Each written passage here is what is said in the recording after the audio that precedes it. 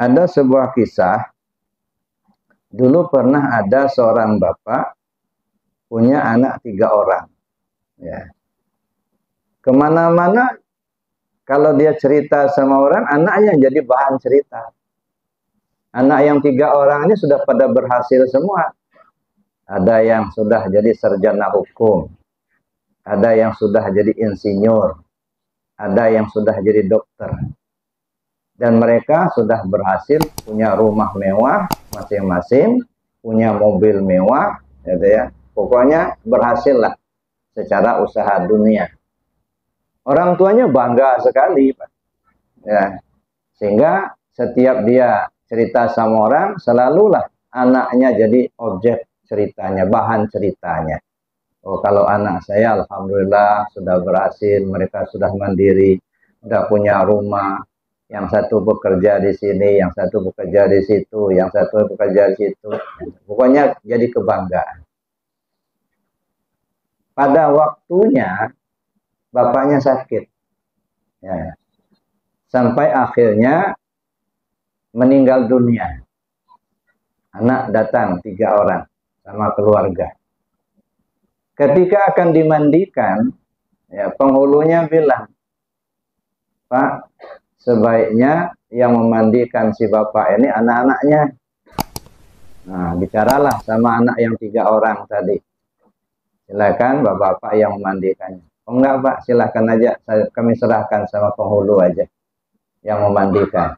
Nah, jadi diminta untuk memandikan, enggak bisa mandi. Malah sebelum itu, sebelum bapaknya meninggal, gitu ya, lagi dalam keadaan sekarat, gitu ya, orang pada ngumpul baca surah Yasin, berdoa.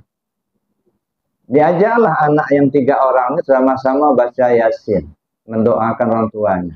Nggak mau, mereka ngobrol aja di luar. Nah, waktu mau meninggal aja diajak baca surah Yasin, baca doa, anaknya malah ngobrol di luar. Tidak ikut mendoakan si bapak.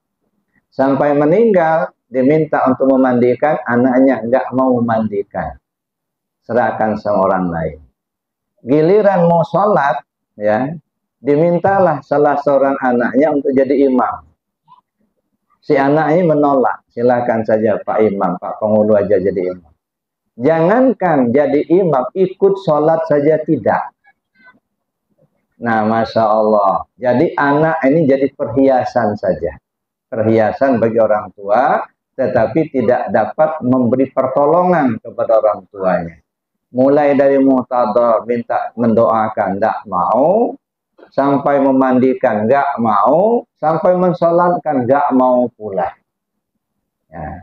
Nah, kalau sampai seperti ini, anak hanya sekedar perhiasan hidup di dunia. Jadi jangan sampai seperti itu, Bapak Ibu. Makanya ada sebuah anekdot, ya. Ada seorang bapak, ada seorang orang tua punya anak 3 orang. Yang pertama namanya Harben, yang kedua namanya Anis, yang ketiga namanya Amsal. Nah, 3 orang anak. Harben ini yang tertua, dia laki-laki. Anis ini nomor 2, tapi dia perempuan. Si Amsal laki-laki bungsu. Jadi orang tuanya ini, si bapak ini sayang betul sama si Harben ini. Sama si Anis. Harben disayangi karena dia anak yang tua. Anis disayangi karena dia satu-satunya anak perempuan. Si Amsal ini sudahlah anak ketiga, laki pula. Nah, jadi kurang perhatian orang tua sama si Amsal ini. Kalau si Harben, apapun permintaannya dikasih sama orang tuanya. Mau minta mobil dikasih mobil, diminta motor dikasih motor, mau sekolah tinggi disekolahkan. Pokoknya nggak hitung-hitungan lah si bapak ini kepada anak yang tua, si Harben ini. Begitu juga si Anis.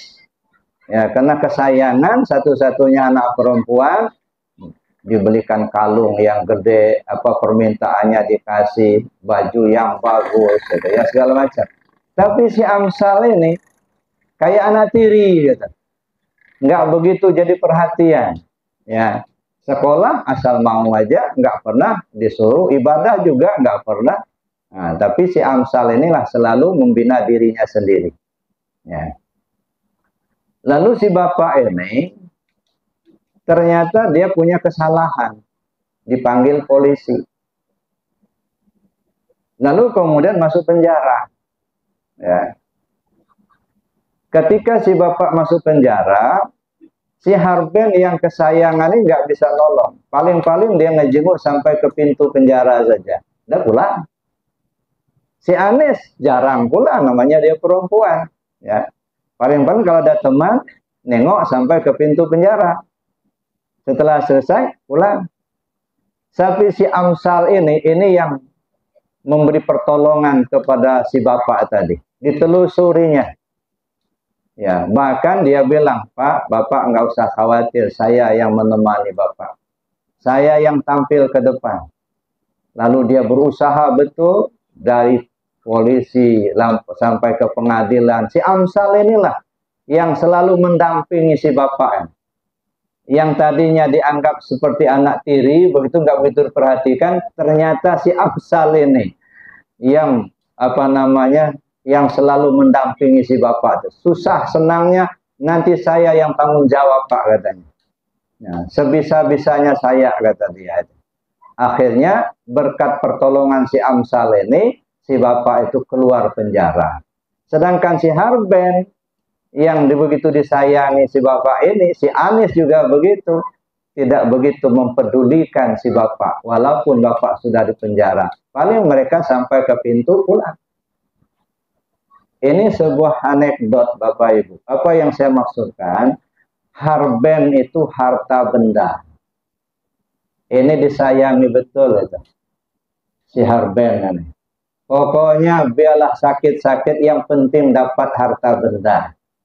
Ya, halal-halal, hantam saja, yang penting dapat. Ini si Harben yang disayangi sama si bapaknya. Si Anis, anak istri. Begitu si bapak mati, diantarkan ke liang kubur, si Harben hanya penutup keranda. Bagus, ya, mungkin kain panjang segala macam itu. Tapi begitu si mayat sudah dimasukkan, kain yang bagus dibawa pulang lagi, Pak. Sampai hanya ke kuburan aja. Si Anis juga begitu, anak istri. Nangis senangis sejadi-jadinya, begitu pulang habis tangisnya. Ya. Jadi Bapak Ibu yang saya hormati, ini anak istri paling mengantarkan sampai ke kubur, sampai ke pintu. Tapi si Amsal amal soleh. Nah, dialah yang menelusuri sampai ke pengadilan Rabbul Jalil, dia yang menemani si amal soleh. Tapi kadang-kadang kayak anak tiri, Pak.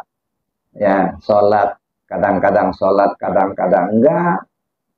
Nah, makanya Bapak yang saya hormati, ya janganlah si Amsal ini diremehkan. Ternyata dia yang nolong, Pak.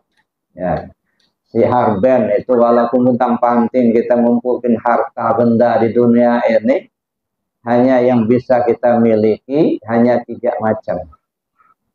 Miliaran duit kita di bank, banyak rumah kita di mana-mana.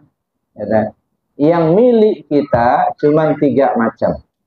Yang pertama yang sudah kita makan, yang kedua yang sudah kita pakai, yang ketiga yang sudah kita sedekahkan. Nah, itu yang milik kita. Walaupun miliaran duit kita di bank, belum tentu jadi milik kita, Pak. Masih menjadi hak milik, berhak memiliki. Apa sudah jadi milik? Belum. Yang jadi milik kita, yang kita makan, yang kita pakai, yang kita sedekahkan. Itu yang sudah menjadi milik kita. Ya, maka silakanlah mencari harta sebanyak-banyaknya, tapi jangan sampai ditinggalkan di dunia. Bawa sampai akhirat, Pak. Ada orang bilang, ngapain kita susah-susah cari harta dunia, enggak kebawa di akhirat, enggak. Bisa, Pak, dibawa ke akhirat. Ya. Banyak-banyak cari duit nggak masalah, tapi jangan ditinggalkan di dunia, bawa ke akhirat. Caranya gimana? Jangan bawa sendiri, Pak. Berat kalau kita bawa sendiri. Minta tolong sama teman, ya minta tolong sama pengurus masjid, kata. Minta tolong sama anak yatim, sedekahkan kan gitu. Minta tolong sama apa namanya fakir miskin, gitu. Nah, insya Allah secara lahirnya mungkin kita menolong orang lain, lahirnya. Tapi hakikatnya sebenarnya kita minta tolong kepada orang lain.